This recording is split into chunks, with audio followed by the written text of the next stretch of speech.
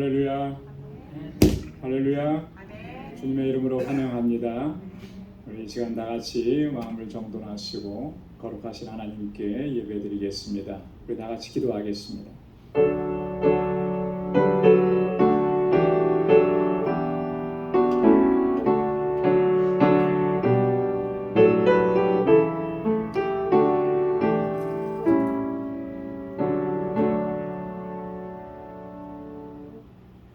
여호와께 감사하며 그 이름을 불러 아뢰며 그 행사를 만민 중에 알게 할지어다.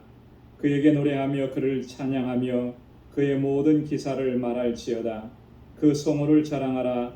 무릇 여호와를 구하는 자는 마음이 즐거울지로다. 여호와와 그 능력을 구할지어다. 그 얼굴을 항상 구할지어다. 아멘.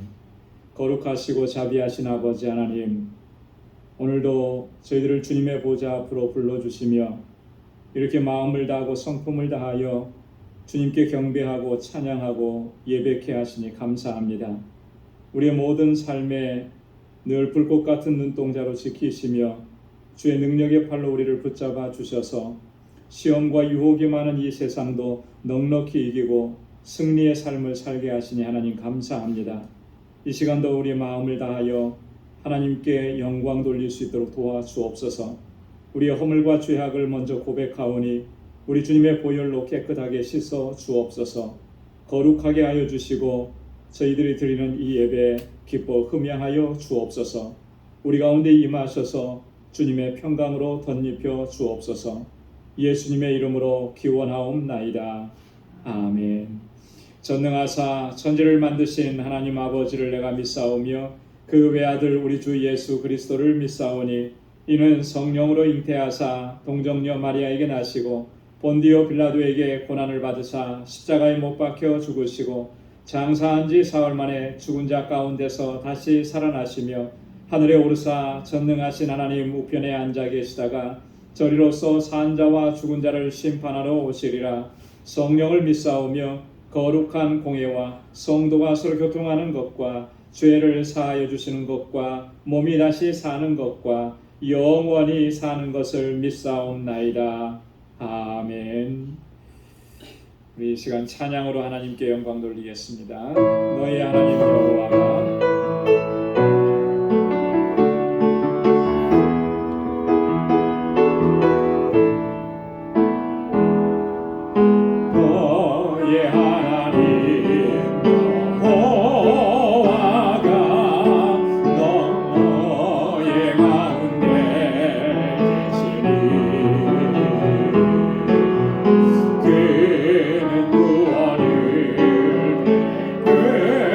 전능자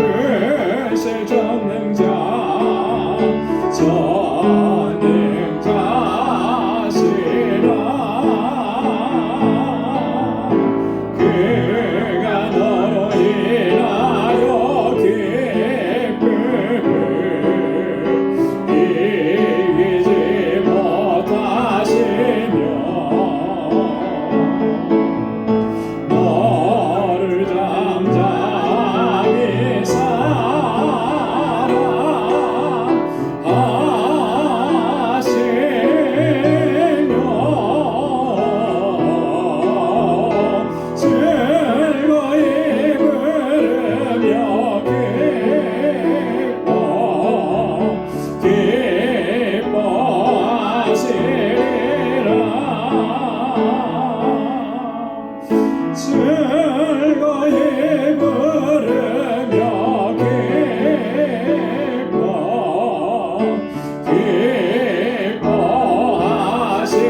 기뻐하시리라. 아멘. 슬픈 마음 있는 사람을 힘차게 박수하면서 찬양하겠습니다. 슬픈 마음 있는 사람 예수의 이름 믿으며 영원토록 변함없는 기쁜 마음 얻으리. 예수의 이름이 세상의 소망이요 예수의 이름이 전국의 기쁨일세. 거룩하신 주의 이름 너의 방패 삼아라. 환난 시험 당할 때에 주께 기도드려라. 예수의 이름이 세상의 소망이요 예수의 이름이 천국의 기쁨일세.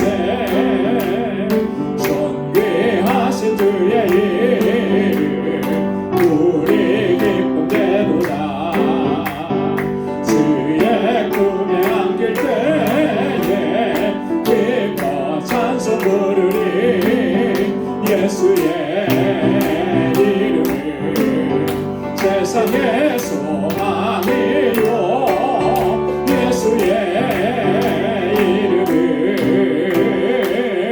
전국의 기쁨일세. 우리 갈 길 나간 후에 보좌 앞에 나가 왕께 경배하며 멸류관을 드리리. 예수의 이름이 세상의 소망이요 예수의 이름이 천국의 기쁨일세. 사절로 우리 갈 길 나간 후에 보좌 앞에 나가 왕께 경배하며 멸류관을 드리리. 예수의 이름이 세상의 소망이요 예수의 이름이 천국의 기쁨일세. 예수의 이름이 세상의 소망이요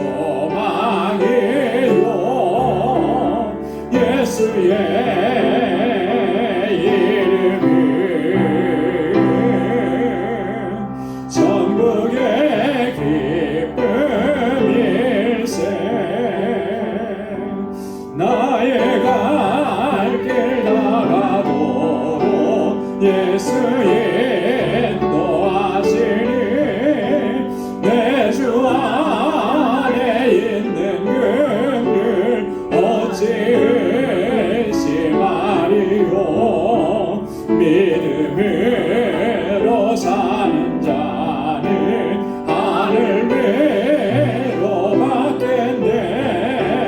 무슨 일을 만나든지 만사형통하리라. 무슨 일을 만나든지 만사형통하리라. 나의 갈 길 다가누로 예수 인도하시니 어려운 일 당한 때도 조카를 내주시네. 나는 심히 고단하고 영원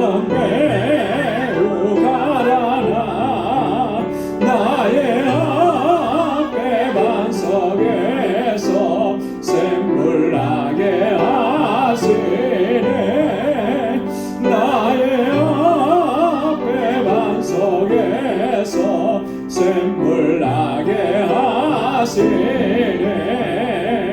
나의 갈 길 나가도록 예수 인도하시니 그의 사랑 어찌 큰지 말로 알 수 없도다 성령 감화 받은 영혼 하늘 날아갈 때에 영영 부를 나의 찬송 예수 인도하셨네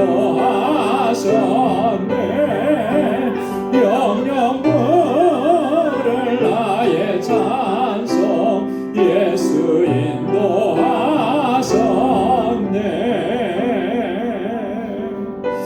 아멘. 주님께서 우리를 인도하셔서 영광의 보좌 앞에 이르게 하실 줄로 믿습니다. 우리 이 시간 다 같이 통성으로 함께 기도하겠습니다. 교회를 위해서 이제 23주년을 맞이하는데 하나님께서 우리에게 베풀어 주신 은혜를 기억하고 감사하며 또 주님께서 주신 사명을 잘 감당하는 우리 방주 공동체 되도록 또 사역자들을 위해서 우리 각 기관들을 위해서 또 우리 주야일 학교와 유스그룹과 EM 또 목회자 청빙을 위해서 함께 기도해 주시고 우리 교우들을 위해서 특별히 육신적으로 고통 중에 있는 우리 지체들 하나님 치료해 주시기를 또 우리 가정에 어려움이 있는 분들 하나님께서 평강의 은혜 더해 주시기를 우리 사랑하는 자녀손들이 믿음으로 잘 살아갈 수 있도록 하나님 선하게 역사해 달라고 같이 기도해 주시고 또 우리 선교사님들을 위해서 우리 알라메다 방주교회를 위해서 우리 떠나온 조국과 우리가 살아가고 있는 이 땅을 위해서 오늘 이 시간 주님 앞에 가지고 나온 우리 간절한 기도의 제목 우리 함께 다 같이 통성으로 기도하겠습니다. 은혜가 풍성하신 아버지 자비하신 하나님 참 고맙고 감사합니다. 오늘도 이렇게 은혜의 보좌 앞으로 불러주시니 감사합니다. 우리 마음을 다하고 힘을 다하여 하나님 경배하고 찬양하며 주님의 임재 안에 거할 수 있도록 성령께서 우리를 인도하여 주옵소서. 우리의 허물과 죄악을 주의 보혈로 씻어주시사 정결하게 하옵시고 깨끗하게 하옵시고 아버지 가난한 심령이 되어서 은혜를 사모하며 주님 앞에 더 가까이 나아가는 저희들 되게 하여 주옵소서. 아버지 하나님 오늘도 이 시간 주님 앞에 나와 저희들 마음을 같이하여서 기도하고 간구하옵는 것은 아버지께서 세워주신 이 제단과 주의 백성들을 위해서 기도합니다. 우리 방주 공동체 주님 세우시고 23년 동안 놀라우신 역사 이루시며 여기까지 인도해 주심을 감사합니다. 오 하나님 아버지 기쁨의 감격 속에서 주님을 예배하고 아버지 하나님께서 우리에게 명하신 일들을 온전하게 감당할 수 있는 우리 모든 지체가 되게 하여 주옵소서. 믿음의 역사와 아버지 하나님의 사랑의 수고와 소망의 인내로 소문난 교회가 되게 하여 주옵소서. 구원의 방주로 세우셨사오니 하나님 주께서 찾으시는 영혼들을 주님 앞으로 인도하는 이 귀한 사명을 잘 감당하게 하셔서 정말로 새 생명의 역사가 날마다 풍성하게 일어나도록 주님 역사하여 주옵시고 우리 생명 신명 가운데 주의 복음을 들고 세상 가운데로 나아가 주의 증인으로 살아갈 수 있도록 하나님 역사하여 주옵소서. 세워주신 주의 종들과 각 기관들마다 주의 아버지의 세우신 리더들에게 능력으로 함께 하시고 아버지 하나님 각 기관들을 붙잡아 주옵소서. 하나님께서 아버지 하나님 모이기를 힘쓸 수 있는 저희들 되게 하여 주옵시고 모일 때마다 하나님 성령의 능력으로 덧입혀 주옵소서. 우리 유스그룹과 EM과 아버지 하나님 또 우리 주일학교를 사랑하시사 아버지 하나님 저희들이 정말 말씀으로 잘 양육받고 이 세대 가운데 하나님의 귀한 믿음의 일꾼들이 다 되게 하여 주옵시고 저희들을 위해서 수고하고 애쓰는 우리 모든 교사들에게 하나님 은혜와 복을 더하여 주시며 아버지 하나님 정말 하나님의 말씀을 선포할 귀한 종을 속히 보내어 주옵소서. 아버지 날로 부흥하고 성장할 수 있도록 도와주셔서 이 세대를 이끌어갈 수 있는 하나님의 귀한 일꾼들이 다 되게 하여 주옵소서. 우리 사랑하는 권속들을 위해서 기도합니다. 우리 믿음의 형제와 자매들을 위해서 기도합니다. 곤고한 가운데 있는 주님의 자녀들을 기억하시사 주의 손으로 만지시고 치료하시고 회복시켜 주시고 하늘의 평강으로 덧입혀 주시사 하나님 넉넉히 이기고 승리의 삶을 살아갈 수 있도록 도와주옵소서. 아버지 하나님 연로하신 우리 어르신들을 붙잡아 주시고 천국의 소망을 가지고 살아갈 수 있도록 도와주옵소서. 아직도 하나님 우리 가족 중에는 주님을 영접하지 못한 심령들이 있어서 눈물로 기도합니다. 오 하나님 아버지 구원의 역사를 허락하여 주시옵소서. 다시금 열심을 내고 아버지 하나님 주님 안에서 기쁨으로 주님을 섬길 수 있는 은혜 허락하여 주시옵소서. 세계 곳곳에서 주의 복음을 전하는 우리 선교사님들 간절하게 붙잡아 주시고 아버지 능력으로 함께하여 주옵소서. 아버지 하나님 우리 알라메다 방주교회 주님 세우셔사오니 아버지 하나님께서 구원의 방주로 저들을 사용하여 주시고 그 그 지역의 영혼들을 아버지 앞으로 인도하는 이 사명 잘 감당하게 하시고 모든 수의 종들 사역자들 위해 권능의 손길로 붙잡아 주시옵소서. 아버지 하나님, 또한 아버지 떠나간 조국을 아버지 긍휼히 여겨주시고 이 나라 민족이 바른 길을 걷게 하시고 아버지 주의 종들과 주님의 몸된 교회가 이 세대를 향해서 하나님의 진리의 빛을 증거하게 하소서. 아버지 하나님, 생명의 길을 보일 수 있도록 도와주시옵소서. 아버지 이 땅에 하나님의 믿음의 사람들을 일으켜 세워주시고 이 나라가 정말 세계를 이끌어갈 수 있는 하나님의 나라가 될 수 있도록 도와주시고 주의 백성들 되게 하여 주시옵소서. 오늘도 주님 앞에 나와 간절하게 간구하고 기도하오니 사랑하는 주의 종들의 기도마다 주님의 선하신 응답 허락해 주시고 오늘도 주님의 임재 가운데 기쁨으로 주님을 경배하게 하옵시고 말씀으로 우리를 새롭게 하여 주옵소서. 새로운 결단과 각오로 주님 앞에 서게 하여 주옵소서. 은혜 위에 은혜를 더하여 주옵소서. 감사합니다. 모든 영광 주님께 올려드립니다. 예수님의 이름으로 간절히 기도드리옵나이다. 아멘.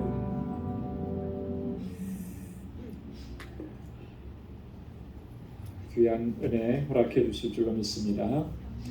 이제 우리 말씀으로 우리 함께 은혜 받는 시간입니다. 오늘 상고할 말씀은 로마서 제15장 14절에서 21절 말씀입니다. 로마서 제15장 14절에서 21절 한 절씩 교독하겠습니다. 내 형제들아, 너희가 스스로 선함이 가득하고 모든 지식이 차서 능히 서로 권하는 자임을 나도 확신하노라.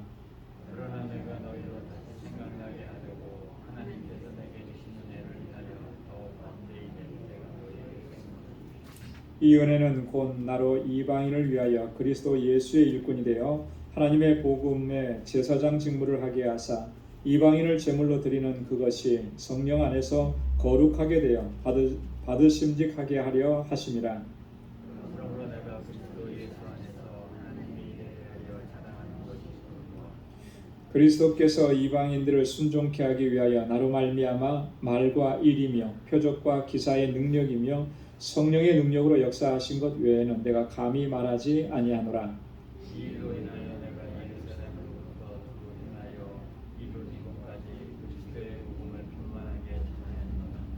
또 내가 그리스도의 이름을 부르는 곳에는 복음을 전하지 않기로 힘썼노니 이는 남의 터 위에 건축하지 아니하려 함이라. 기록된 바 주의 소식을 듣지 못한 자들이 볼 것이요 듣지 못한 자들이 깨달으리라. 아멘. 우리 지난주에 이어서 우리 말씀을 같이 묵상하는데요. 우리 로마서 14장 1절에서부터 지난주에 말씀을 묵상한 15장 13절까지는 바울이 로마 교회 성도들을 위한 특별한 그런 권고를 준 그런 내용들로 기록되어 있다 그랬습니다. 그 바울의 권고는 뭐였냐면 이 로마 교회 성도들이 하나 되어야 한다라고 하는 거죠. 일치하고 화합을 이루어야 한다. 이렇게 서로 비난하고 정죄하고 비판하고 이런 모습들은 이제 다시는 있어서는 안 될 것이다. 그것은 주님의 몸된 교회를 해치는 것이다라고 하는 거죠. 그래서 이런 권고를 했습니다. 14장 1절에 보면 비판하지 말라, 업신여기지 말라, 판단하지 말라 이렇게 권고를 한 거예요. 그리고 더 나아가서는 이 연약한 자의 약점을 우리가 감당을 해야 한다라고 하는 것이죠. 이 약한 부분들이 있는 것은 그것은 어떤 비난의 대상, 비판의 대상이 아니라 우리가 감싸 주어야 하는 것이다. 내가 감당해야 될 부분들이라고 하는 거예요. 그렇지 않으면 한 사람이 개인적으로 시험에 들기도 하고요. 또 그 한 사람의 시험된 것이 나중에는 이 공동체에 아주 치명적인 그런 타격을 줄 수 있기 때문에 그런 것입니다. 그래서 약한 부분이 다 있기 마련이에요. 아무리 강한 자라고 해도 약한 부분이 있는 것이죠. 그래서 그 부분들이 이렇게 보완이 되어지고 도움을 받고 그래야만 이 교회 공동체가 건강하게 성장해 갈 수 있다라고 하는 거죠. 그리고 더 나아가서는 상대방을 기쁘게 하고 나의 기쁨을 구하는 것이 아니라 어떻게 하면 우리 지체가 기쁨을 누릴 수 있을까? 이렇게 먼저 생각을 해야 한다는 것이죠. 그래서 선을 이루고 덕을 세우기를 힘쓰라. 이제 바울이 그렇게 권고했습니다. 그러면서 이 로마서 15장 13절에서 바울이 축복을 담은 기도를 했죠. 소망의 하나님이 모든 기쁨과 평강을 믿음 안에서 너희에게 충만케 하사 성령의 능력으로 소망이 넘치게 하시기를 원하노라. 기쁨과 평강이 너희에게 충만하게 하나님께서 채워주시기를 원한다. 성령의 능력으로 너희 가운데 소망이 넘쳐나기를 원한다. 이렇게 바울이 축복하면서 기도했어요. 자, 여기까지 해서 이제 모든 권면이 이제 다 맞춰지게 되는데요. 오늘 함께 봉독한 본문 말씀 5장 14절에서부터 또 16장 마지막 절까지는 로마서의 결론 부분에 해당되는 그런 내용입니다. 그 중에 오늘 저희가 14절부터 21절까지 말씀을 묵상하는데요. 이 부분에 보면은 바울이 이 본 서신서를 이렇게 기록하게 된 그 목적을 다시 한번 강조를 합니다. 처음에도 이 로마서를 쓰게 된 목적을 바울이 분명하게 밝혔어요. 그리고 나서 이제 마칠 무렵쯤 돼서 다시 반복을 하는데 15절에 보면 이렇게 얘기하죠. 내가 너희로 다시 생각나게 하려고 이렇게 너희에게 다시 생각나게 한다. 뭐가 생각나게 하려는 것이냐? 복음의 본질이 잊어버려지지 않고 다시 너희가 복음의 본질을 생각하고 기억하게 하려고 이렇게 글을 썼다라고 하는 걸 얘기하죠. 그리고 바울이 자신의 사도직이 어떤 목적을 위한 사도직이냐라고 하는 것을 여기서 다시 한번 분명하게 밝힙니다. 여러분, 바울은 그 사도직을 주님께로부터 임명받았는데 그 사도의 직분은 그 내용이 어떤 일들을 감당하라고 주신 일이었습니까? 바울에게는 분명했어요. 그죠? 바울을 하나님께서 택하셔서 이방인의 사도로 삼으셨다라고 하는 거예요. 그래서 바울은 항상 이것을 기억을 했고 또 어디 가든지 이것을 증거했습니다. 그래 오늘 본문에도 보면 결론 부분에 바울이 이방인의 사도로서 내가 어떻게 이 사명을 감당하고 있다라고 하는 것을 피력하는 내용들이 이제 등장을 하게 됩니다. 자, 오늘 본문의 말씀을 두 부분으로 좀 나눠 볼 수 있는데요. 14절부터 16절까지 첫 번째 부분입니다. 여기에서 바울은 로마 교회에 대해서 이렇게 앞에 많은 권고를 했지만 그래도 근본적으로 로마 교회를 이제 칭찬합니다. 그 칭찬의 내용이 뭔가라고 하는 것. 그리고 이어서 본서 신서를 기록한 그런 목적을 다시 한번 이야기하죠. 자, 그리고 두 번째 부분이 17절부터 21절까지는 바울이 가지고 있었던 선교의 원칙을 여기서 한 번 더 이야기를 합니다. 분명한 바울은 원칙을 가지고 복음을 이방인에게 전했어요. 그 원칙이 뭔가라고 하는 것도 저희가 함께 살펴보도록 하겠습니다. 자, 먼저 보면 14절에 우리 14절 말씀을 한번 같이 읽어볼까요? 다 같이요. 시작. 내 형제들아, 너희가 스스로 선함이 가득하고 모든 지식이 차서 능히 서로 권하는 자임을 나도 확신하노라. 바울이 로마 교회 성도들에 대해서 확신을 가지고 있는 게 하나 있었어요. 그게 뭐냐면 여기서 얘기하는 거죠. 형제들아, 너희가 스스로 선함이 가득하고 모든 지식이 차서 능히 서로 권하는 자임을 내가 확신한다. 여러분, 이게 굉장히 정말 큰 칭찬이에요. 대단한 칭찬입니다. 너희가 너희 안에 선함이 가득하다라고 하네요. 선함이 가득하다. 그리고 너희에게는 모든 지식이 가득하다 이렇게 얘기했어요. 여러분, 굉장히 큰 칭찬이잖아요. 대단한 거잖아요. 그리고 너희가 서로 권하는 자인 거, 내가 잘 안다, 내가 확신한다라고 하는 거예요. 선함이라고 하는 것은 이런 것을 의미합니다. 일반적인 도덕적인 선을 얘기하는 것이 아니고 여기서는 그리스도의 성품을 소유한 성숙한 신앙 인격을 가지고 있다라고 하는 거예요. 그들이 신앙 인격이 성숙해서 또 그 신앙 인격으로 그들의 살아가는 삶의 모습이 아름답다라고 하는 그런 의미를 포함하고 있는 거예요. 그러니까 이 로마 교회 성도들이 사실 복음을 받아들인 지 얼마 안 됐고요. 또 아마도 이 로마 교회는 아직까지는 사도들에 의해서 직접적으로 복음을 듣지는 못했어요. 사도들이 거기서 목회를 했던 적도 없는 것 같고요. 자, 그런데도 이렇게 어떻게 보면 자생적으로 공동체를 이룬 것인데 바울이 볼 때 정말 아름답더라는 거죠. 너희 가운데는 물론 부족한 부분들도 있었고 그것 때문에 권고하고 권면하기도 했지만 그래도 그리스도의 인격을 품고 성숙한 신앙인으로 행동하는 그런 모습을 내가 보고 듣고 그리고 그렇게 잘 행하고 있는 것을 안다라고 이렇게 칭찬을 하는 거죠. 그 다음에 여기 지식이라고 그랬어요. 모든 지식이 충만하다, 지식이 찼다. 여기서 말하는 이 지식도 이 단순한 세상적인 지식이나 이런 걸 의미하는 것이 아니라 뭐에 대한 지식을 얘기하는 거겠어요? 바울이 복음에 대한 지식을 얘기하는 거죠. 구원의 비밀에 대한 지식이에요. 이 구원의 비밀에 대한 지식을 그들이 바르게 소유하고 있음을 바울이 칭찬하는 것입니다. 그래서 그들이 행위로 말미암지 않고 믿음으로 말미암는 구원의 역사, 이것을 바르게 인식하고 있음을 내가 잘 안다, 이런 의미입니다. 그런데 더 나아가서는 서로를 권한다라고 하는 거예요. 서로 권고한다라고 하는 거죠. 서로 이끌어주는 이런 아름다운 미덕이 있다라고 하는 것입니다. 이런 부분들이 있는 것을 바울이 먼저 칭찬을 하는 거예요.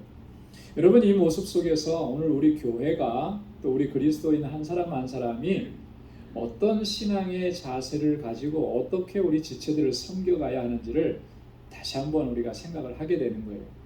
우리 공동체가 정말 하나님 보시기에 기뻐하시는 그런 모습으로 바르게 또 건강하게 성장하려고 하면 오늘 지금 바울이 로마 교회 성도들을 칭찬하고 있는 그런 모습들이 오늘 우리 안에서 회복되어져야 한다라고 하는 것이죠.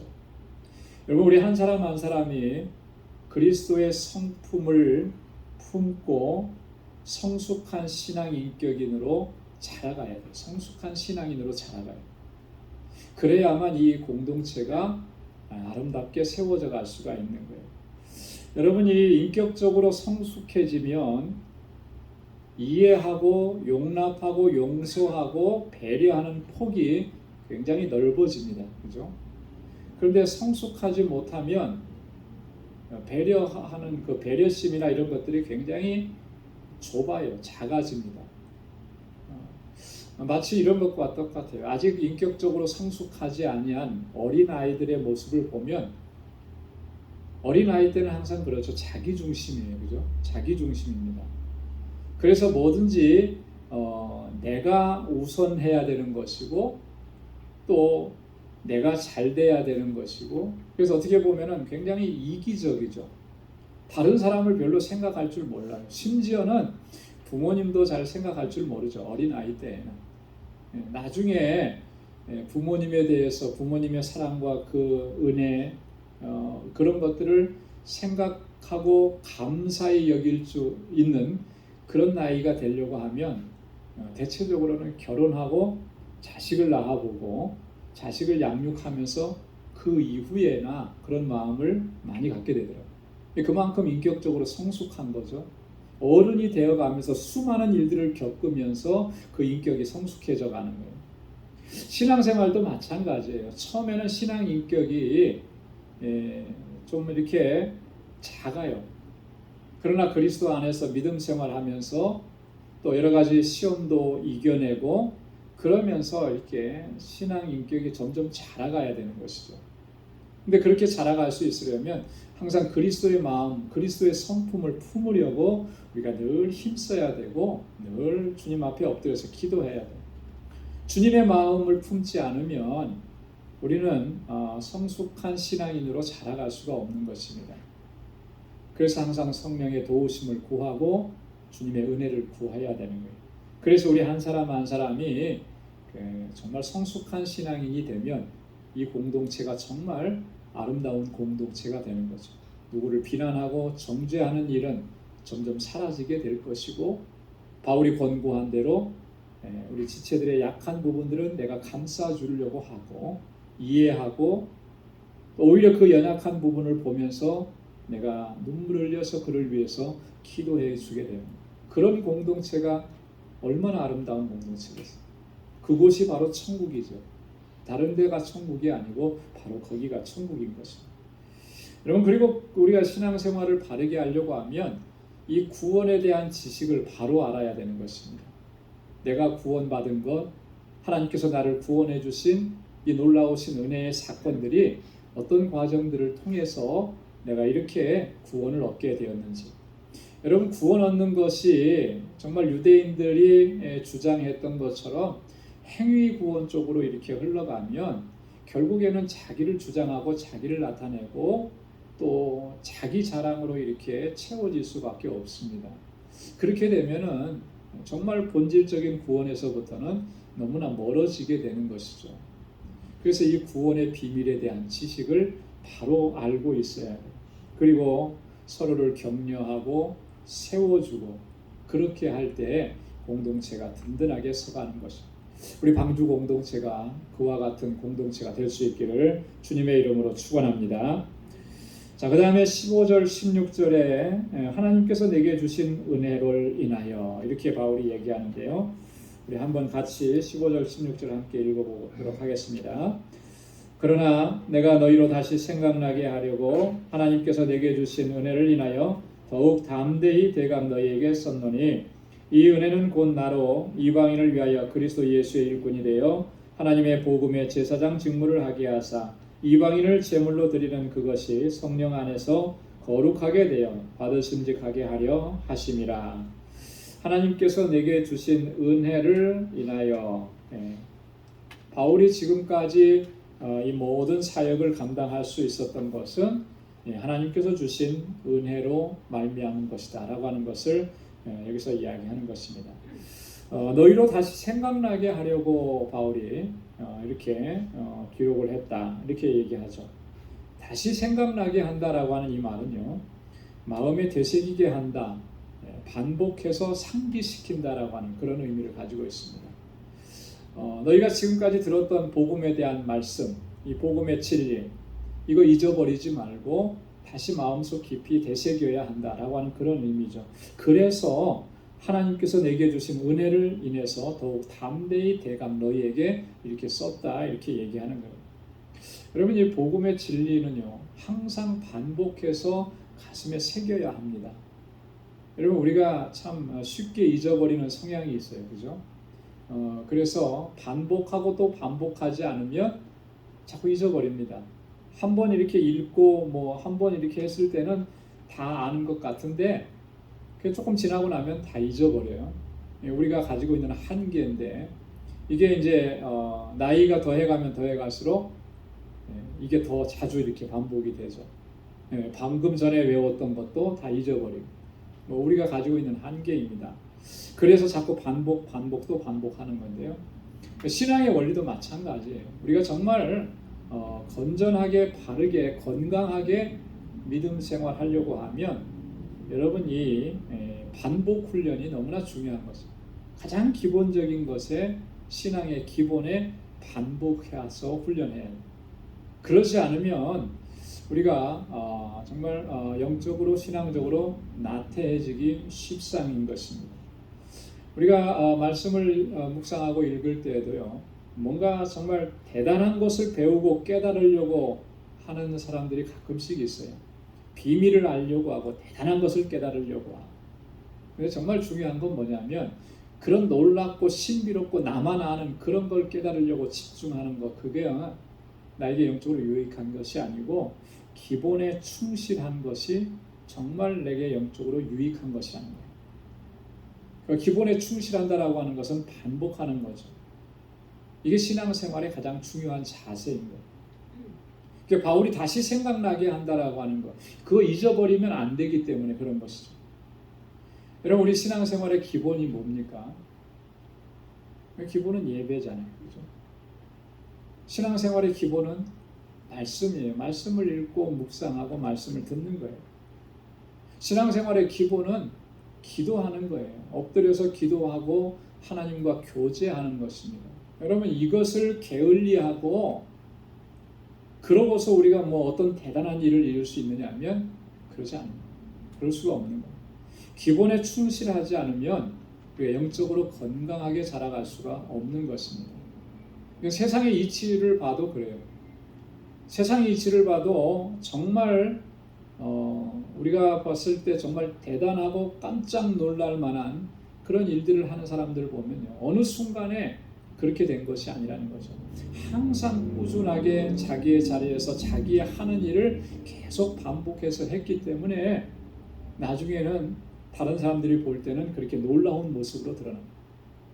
프로 선수들이 정말 대단한 그런 모습들로 이렇게 선보이고, 뭐 운동 경기를 볼 때마다 정말 탄성을 자아내게 하는 그런 순간들 이렇게 많이 보여주는데, 그게요, 우연히 그렇게 된 것이 아니라는 거죠. 항상 그 선수는 기본적인 훈련에 정말 최선을 다했기 때문에 그건 자연스럽게 나온다라고 하는 거예요. 이번에 그 손흥민 선수 그리고 토트넘 선수들이 한국에 와서 한국 그 K리그 대표들하고 경기를 했잖아요. 저는 이제 다 보지는 못했고 짤막하게 해놓은 걸 봤는데 양 팀 다 정말 잘하더라고요. 정말 잘하더라고요. 친선 경기 치고는 너무너무 멋있게 잘하고, 물론 이제 골 넣는 장면만 보여줘서 더 잘한 것처럼 보였는데, 근데 그 손흥민 선수에 대한 이야기가 계속 많이 나오더라고요. 근데 그 아버지의 훈련 방식과 또 아버지가 훈련시킨 것을 소화해내는 손흥민 선수가 어렸을 때 했던 것을 보니까 정말 대단했더라고요. 괜히 손흥민 선수가 만들어진 게 아니더라고요. 한 가지 예를 들면 이런 거예요. 그 축구에서 가장 그 기본적인 기술 중에 하나는 기본적인 리프팅이라고 하는 거예요. 공을 발로 이렇게 탁탁 차서 안 떨어지게 하는 거. 근데 그거를 훈련시키는데 아버지가 어떻게 훈련시켰냐면 운동장을 3바퀴 돌 동안에 한 번도 떨어뜨리지 않고 돌더라고요. 그 중간에 가다 떨어지면 다시 처음부터 돌고. 왜 그렇게 시켰을까요? 그게 기본이기 때문에 그런 거예요. 기본. 여기에 손흥민 선수도 정말 불평하지 않고 그걸 잘 따랐고, 그러니까 그 기본에 충실하니까 그 다음 동작이나 그런 것들도 어렵지 않은 거죠. 그리고 이렇게 휴가라고 와서 이렇게 보니까 항상 개인 운동을 게을리하지 않더래요. 항상 루틴을 따라서 운동을 하더라는 거죠. 여러분, 그런 것이 훌륭한 선수를 만들어내는 거거든요. 신앙생활도 마찬가지예요. 뭐 대단한 걸 내가 이루려고 거기에 길을 쓰면은 그렇게 되지도 못할 뿐만 아니라 우리 신앙이 왜곡되게 되는 거예요. 여러분, 기본에 충실해야 합니다. 예배에 충실해야 되고, 말씀 읽는 일에 충실해야 되고, 기도하는 일에 충실해야 되고, 그럴 때 하나님께서 우리를 하나님의 능력 있는 사람으로 세우시고 또 사용해 주실 줄로 믿습니다. 하나님께서 내게 주신 은혜를 인해서 내가 이렇게 기록했다라고 하는데요, 이 말의 의미는 이런 거예요. 하나님께서 주신 은혜로만 모든 것들을 감당할 수 있었다라고 하는 그런 고백이라고 하는 것이죠. 여러분, 근데 이 은혜라고 하는 거, 하나님이 주신 은혜라고 하는 것은요, 이게 굉장히 중요하죠. 우리는 그 은혜를 하나님께서 나에게 주시는 어떤 특별한 선물, 그래서 그 은혜로 주신 것으로 인해서 내가 좀 더 평안하고 좀 더 안락하고 뭐 이런 것들을 많이 생각하는데요, 우리는 이 단계에서 좀 넘어서야 돼요. 오늘 바울이 여기서 얘기하는 것을 보면 이 은혜는 바울의 소명이었고, 또 이 은혜는 이방인에 대한 사도직과 관련이 있다라고 하는 것을 여기서 알 수가 있습니다. 그래서 바울이 이 은혜로 말미암아 이방인을 위하여 그리스도의 일꾼이 되었다라고 이렇게 얘기하는 거죠.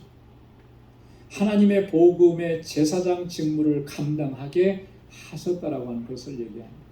여러분, 은혜를 하나님께서 주실 때는요, 그 은혜는요, 그 은혜 안에서 우리가 평안하고 누리고 살아라 이런 의미가 아니고, 그 은혜 안에서 하나님께서 주시는 사명을 잘 감당하라고 우리에게 은혜를 베풀어 주시는 거예요. 그래서 은혜는 사명과 직결된다.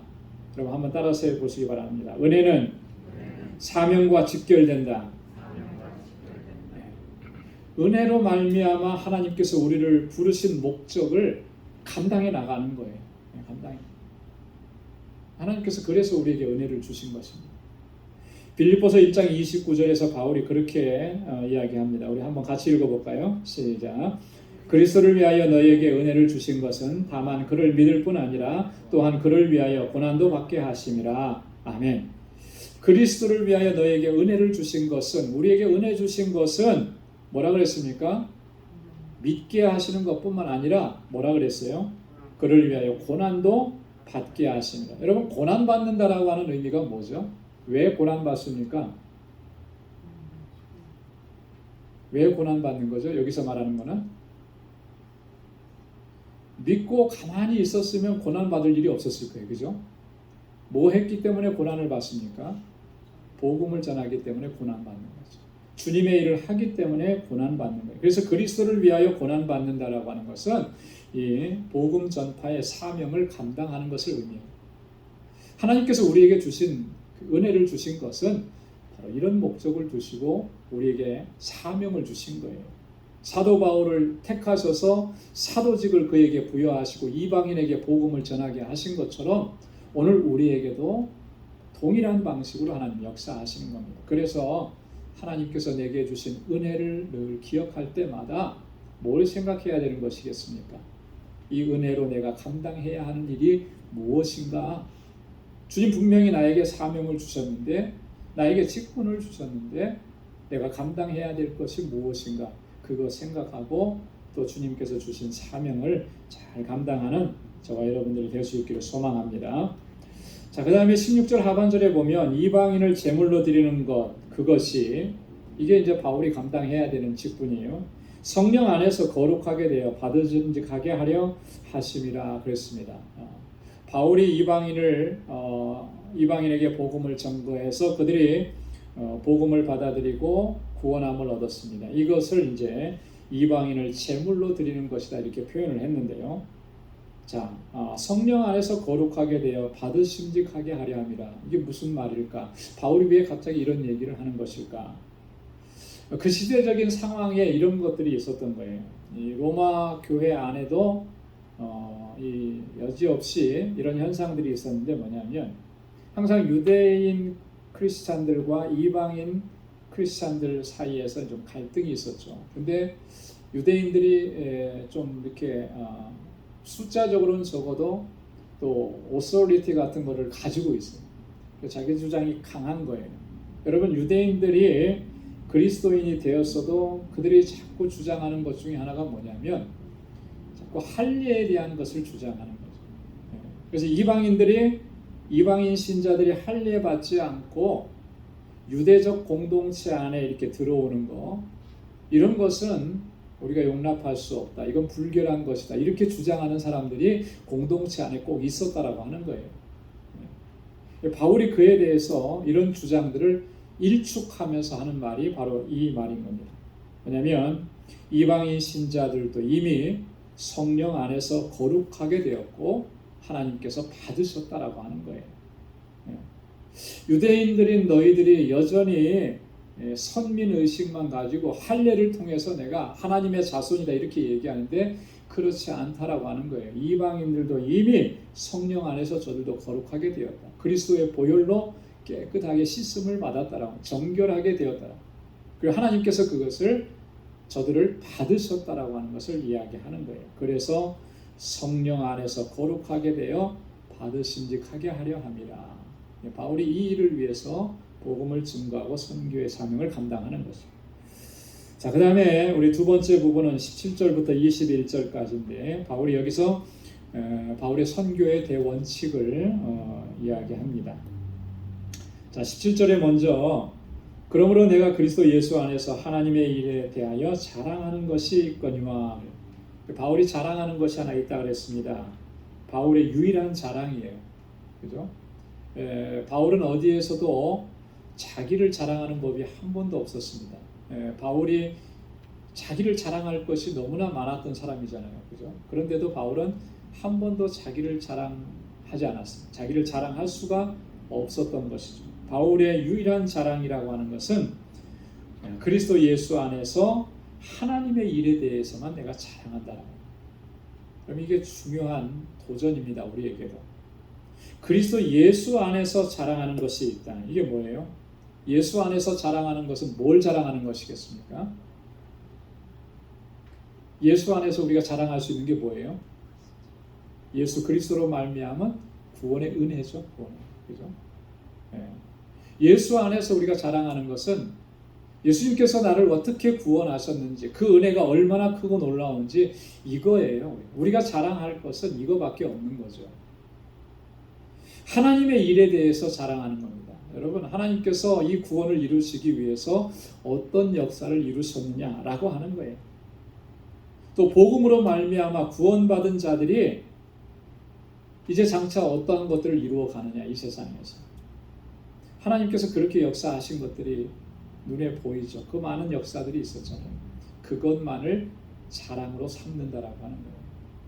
여러분, 우리의 자랑은 뭡니까? 우리가 지금까지 신앙생활 해오면서 여러분, 이 공동체 안에서 여러분 우리가 자랑하는 것이 뭐였었습니까? 정말 이것을 바로잡지 않으면 정말 우리가 열심히 수고하고 애쓴 것들이 어쩌면 헛수고가 될 수도 있는 거예요. 왜요? 하나님을 자랑하지 않고 우리 스스로를 자랑하는 결과를 낳을 수도 있기 때문에 그런 것입니다. 오직 하나님께서 우리 가운데서 행하신 일들, 그것만을 자랑하고 또 그것만을 증거하고 선포해야 할 줄로 믿습니다. 그래서 모든 영광을 하나님께서 받으시도록 그렇게 해야 한다라고 하는 것이죠. 자, 18절 말씀에 보면 그리스도께서 이방인들을 순종케 하기 위하여 나로 말미암아 능력으로 역사하신 것 외에는 내가 감히 말하지 아니한다 그랬잖아요. 이거 외에는 내가 다른 건 말하지 않겠다 그래요. 앞에서 자랑할 것이 그리스도 안에서 하나님의 일에 대해서만 자랑할 것이 있다고 그랬는데 거기에 한 걸음 더 나아가서 바울은 다른 거 얘기하지 않겠다. 이방인들을 순종케 하기 위해서 나로 말미암아 하나님께서 어떤 일들을 이루셨는가, 이것만을 자랑하겠다라고 하는 거죠. 나를 통해서, 나로 말미암아. 여러분, 여기서 보면은 바울이 또 한 가지 중요한 바울의 사상을 읽을 수가 있어요. 나로 말미암아, 나를 통하여. 이게 뭐냐면 나는 순전히 하나님의 손에 붙잡힌 도구일 뿐이다라고 하는 그런 바울의 인식이 분명하게 있는 거예요. 그죠? 나를 통해서. 나는 도구일 뿐이다. 여러분, 우리는 하나님의 손에 들려진 도구일 뿐이지 우리가 주체가 되는 것은 아니에요. 주체는 하나님이 주체이신 거죠. 그렇기 때문에 우리가 말해야 되는 것, 증거해야 되는 것, 선포해야 되는 것은 하나님께서 하신 일을 증거하고 선포하는 것입니다. 그래서 바울이 이렇게 얘기해요. 말과 일이며 표적과 기사의 능력이며 성령의 능력으로 역사하신 것들, 이것만 자랑하겠다라고 하는 거죠. 복음 전파의 사역을 통해서 열매 맺게 된 것이 인간적인 수고와 노력이 아니라 전적으로 성령의 능력으로 역사하심이라고 하는 것, 이것을 바울이 분명하게 선언하는 것입니다. 그래서 그것만을 자랑하는 거예요. 여러분, 우리가 이 사실을 우리가 분명하게 바르게 이해해야, 그래야 우리가 감당하는 이 모든 사역들도 하나님께서 영광을 받으시고 또 그 가운데 귀한 열매가 가득히 차고 넘치게 될 줄로 믿습니다. 그것을 하게 하신 분도 하나님께서 하신 거예요.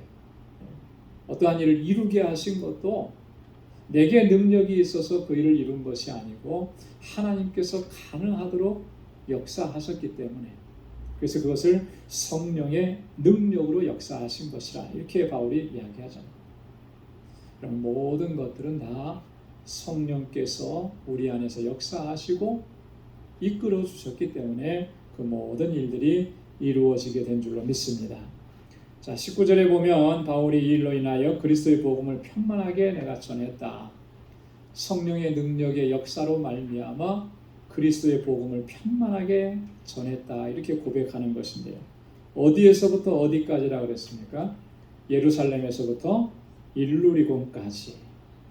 이것은요, 바울이 1차, 2차, 3차 복음을 전한 그 전도여행, 1차, 2차, 3차 전도 여행을 통해서 복음을 전한 그 모든 지역을 다 총괄하는 표현입니다. 예루살렘은 어딘지 우리가 잘 알죠, 그죠? 예루살렘은 이스라엘의 수도, 그리고 이 복음의 발상지, 복음의 처음 시작한 곳이 출발점이 바로 예루살렘입니다. 어떻게 보면 바울의 복음 증거의 출발점도 예루살렘. 원래 바울이 이 뭐랄까요, 회심한 그런 장소, 그리고 바울이 선교사로 파송을 받은 곳은 사실 예루살렘은 아니에요. 어디서 회심을 했죠? 다메섹 도상에서 회심을 했어요. 자, 어디서 바울을 파송했습니까? 바울을 파송한 교회, 안디옥 교회죠, 그렇죠? 네. 자, 그러면 이 다메섹 도상이나 안디옥은 사실 예루살렘과는 거리가 좀 멀어요, 그죠? 지리적으로도 멀고, 네, 하지만 예루살렘에서부터라고 이렇게 얘기한 것은 바울이 선교를 감당할 때 항상 그의 중심이 어디에 있었냐면 예루살렘에 있었던 거예요. 그래서 바울이 예루살렘까지 올라가서 1차 선교가 끝나고 났을 때 거기 가서 보고도 하고 이렇게 했던 거죠. 왜 그러냐면 거기가 복음의 발상지이기 때문에 그런 것입니다. 자, 그리고 일루리곤이라 그랬는데, 일루리곤이라고 하는 곳은 현재로 따지면 유고슬라비아 영토 안에 속하는 곳이라고 합니다. 그러니까 당시에는 이탈리아 반도로 건너가기 전에 그 서쪽의 맨 끝지역, 대륙의 끝지역, 이렇게 거기가 이제 이 일루리곤이라고 하는 지역이에요. 자, 그러니까 바울이 로마로 건너가기 바로 직전까지 바울은 이 복음을 증거하고 두루두루 다니면서 예수 그리스도의 복음을 전파했다라고 하는 것을 이야기하는 것입니다. 편만하게라 그랬잖아요. 편만하게라고 하는 것은 널리 넓게 가득 차게 그렇게 복음을 전했다 이렇게 바울이 고백하는 이야기입니다. 자, 그런데 이제 마지막으로 20절 21절에 바울의 선교 원칙을 이야기합니다. 20절 21절 다 함께 한번 읽어보겠습니다. 또 내가 그리스도의 이름을 부르는 곳에는 복음을 전하지 않기로 힘썼노니 이는 남의 터 위에 건축하지 아니하려 함이라. 기록된 바 주의 소식을 받지 못한 자들이 볼 것이요 듣지 못한 자들이 깨달으리라 함과 같으니라. 아멘.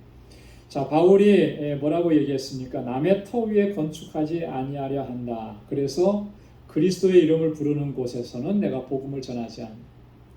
누군가가 가서 그리스도의 복음을 전해서 그곳에 공동체가 생기고 그러면 거기에서는 내가 복음을 전하지 않는다. 왜냐하면 거기는 누군가가 터를 닦아놓은 곳이, 그리고 지금도 그가 수고하고 애쓰는 곳입니다.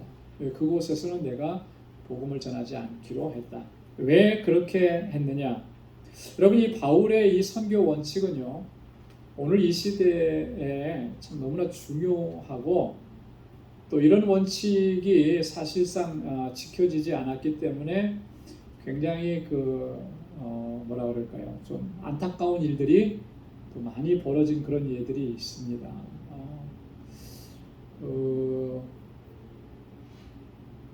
좀 이렇게 좀 말하기도 조금 민망한 그런 이야기이긴 한데,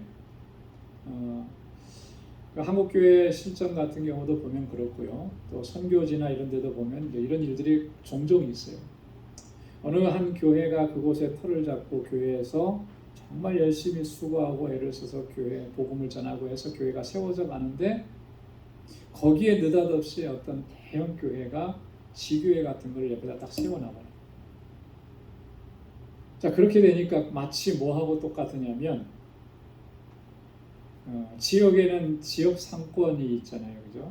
조그만 슈퍼마켓들이 많이 있는데 그 옆에 대형마트가 들어온 꼴이 돼버려요. 자, 대형마트가 들어오면은 지역에 있는 작은 마트들은 어떻게 돼요? 살아남을 수가 없는 거죠. 그런 일들이 최근 뭐 10년, 20년 전부터 한국 교회에 그런 일들이 있었습니다. 그래서 굉장히 좀 이게 정말 덕스럽지도 못하고 굉장히 그 눈물 나고 고통스럽고 아픔이 있는 그런 이런 현장들이 되기도 하고 있어요.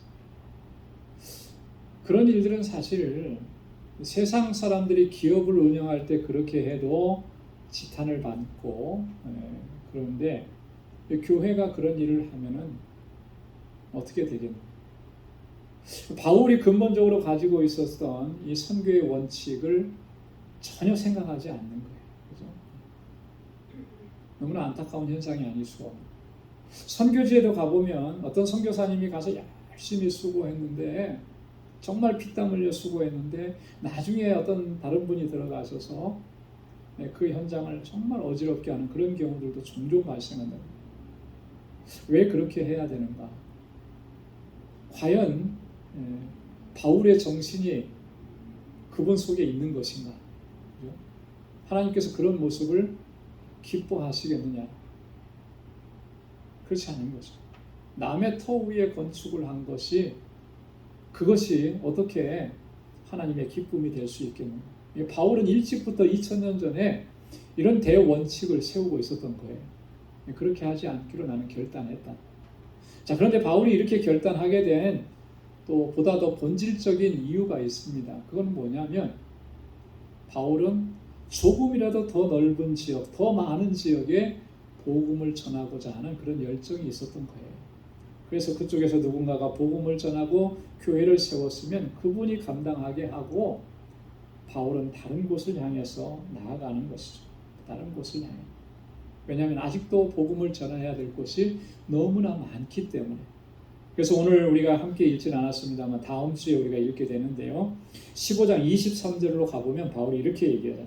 이제는 이 지방에 일할 곳이 없고 또 여러 해 전부터 언제든지 서바나로 갈 때에 너희에게 가려는 원이 있었으나. 자, 바울이 가지고 있는 큰 꿈, 그림은 뭐예요? 어디까지 가는 겁니까? 서바나까지 가서 스페인, 지금의 스페인이죠. 지중해를 마땅한 스페인까지 가서 내가 복음을 전하라고 하는 그런 계획을 가지고 있다. 그렇게 하기 위해서는 복음을 전해야 될 지역이 워낙 많다라고 하는 거죠. 이 지방에는 내가 더 이상 일할 곳이 없다. 자신이 복음을 전한 것도 있고 또 바울의 발길이 닿지 않아서 다른 사도들의 발길이 닿아서 복음이 전해진 지역도 다 있는 거예요. 거기에 또다시 내가 뭐 교회를 세우고 이렇게 하고 싶지 않다라고 해야 될 일이 많기 때문에 여러분 이런 원칙을 가지고 바울이 복음을 전했는데 여러분 이 원칙이 사실 성경적인 거예요. 바른 것입니다. 그래서 바울이 21절에 이렇게 얘기했습니다. 기록된 바 주의 소식을 받지 못한 자들이 볼 것이요 듣지 못한 자들이 깨달으리라 함과 같으니라. 주의 소식, 복음의 소식을 받지 못한 자들이 받게 되고 듣게 되어서 깨닫게 되는 거, 그게 우리가 감당해야 할 일이고 내가 감당해야 될 일이라고 하는 거예요. 바울은 이 말씀을 구약 성경에서 인용을 해와서 지금 바울이 선교의 원칙을 가지고 있는 것에 적용을 시키는 겁니다. 이사야 52장 15절에 보면 이사야 선지자가 이렇게 얘기를 했습니다. 후에는 그가 열방을 놀랄 것이며 열왕은 그를 인하여 입을 봉하리니 이는 그들이 아직 전파되지 않은 것을 볼 것이요 아직 듣지 못한 것을 깨달을 것임이라 하시니라. 자, 여기에서 말하는 이 그가 열방을 놀랄 것임에서 그는 누구냐면 이 이사야 53장에서는 누구에 대한 예언이 나옵니까? 메시아에 대한 예언이 나오잖아요. 메시아를 가리키는 메시아가 오시면 이렇게 할 것이다. 아직 전파되지 않은 것을 볼 것이고 아직 듣지 못한 것을 깨닫게 될 것이다. 메시아가 오셔서 복음을 증거할 때 천국의 복음을 전할 때 그걸 듣지 못하는 자들이 듣고 깨닫게 될 것이다 라고 하는 거예요.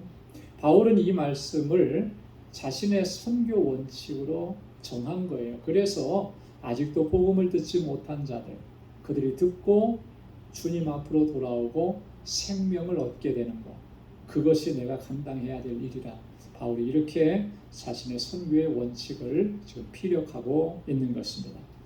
자, 이렇게 해서 바울이 오늘 본문의 말씀을 통해서 어떠한 내용들로 우리에게 증거하고 있는지를 좀 함께 살펴봤습니다. 여러분, 이 말씀들을 좀 다시 한번 우리 가슴에 좀 깊이 새기고 우리가 어떻게 하나님을 섬기고 또 공동체를 섬겨나가고 또 나아가서는 복음을 증거하고 주의 증인으로 살아가야 될지를 다시 한번 깊이 묵상하면서 하나님께서 뜻하신 대로 또 하나님께서 원하시는 대로 그렇게 믿음으로 또 주신 사명을 잘 감당할 수 있는 우리 모두가 될 수 있기를 주님의 이름으로 축원합니다. 기도하겠습니다. 하나님 아버지 감사합니다. 오늘도 저희를 이렇게 주의 말씀 안에 또 세워주시고 또 사도 바울을 통해서 주신 그 말씀으로 또 우리를 도전해 주시니 감사합니다. 또 하나님 아버지, 하나님께서 내게 은혜를 주신 것은 주님께서 주신 사명을 온전하게 감당하게 하시기 위함임을 저희들 깨닫게 해주심을 감사합니다. 하나님 은혜 주신 대로 주의 주시는 능력 안에서 주님께서 우리에게 맡겨주신 사명을 주님 부르시는 그날까지 잘 감당할 수 있도록 도와주옵소서. 우리를 구원하신 이 구원의 복된 소식을 아직도 듣지 못한 사람들에게 하나님 증거하고 선포하게 하셔서 하나님께서 택하신 영혼들을 주님께로 돌아오게 하는 이 귀한 일들을 잘 감당할 수 있는 우리 방주의 권속들이 다 되게 하여 주옵소서. 이제는 우리 주 예수 그리스도의 무한하신 은혜와 하나님 아버지의 크고 놀라우신 사랑과 성령의 위로 교통 충만하심의 역사가 예수 그리스도의 증인으로 살아가기로 결단하는 우리 방주의 모든 믿음의 권속들과 또 저들의 가정과 직장, 생업의 터전과 학업 위에 이제로부터 영원까지 함께 하시기를 간절히 축원하옵나이다. 아멘.